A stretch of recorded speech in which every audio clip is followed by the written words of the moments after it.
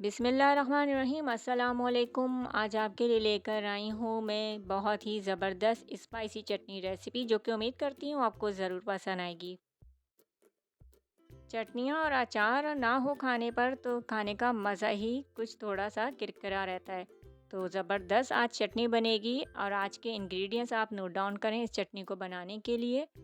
इसके लिए मैंने लिया है लहसुन तकरीबन 2, इसकी आपने पोतियाँ लेनी है और उसके हमने जवे निकाल के उनको धो के रख लिया है।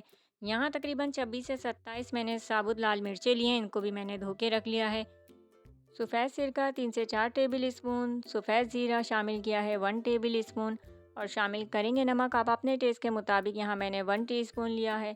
जैतून का तेल 1 टेबल स्पून हम शामिल करेंगे इस चटनी में।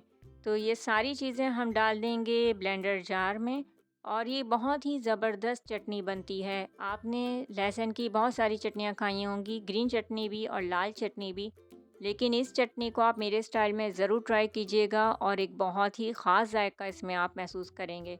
बहुत ही ज़बरदस्त ये रेसिपी तैयार होगी इंशाल्लाह। तो यहाँ ये सारी चीज़ें डाल के हम इसको ग्राइंड कर लेंगे। ज़रूरत हो तो आप 1-2 टेबल स्पून जो है पानी भी शामिल कर सकते हैं।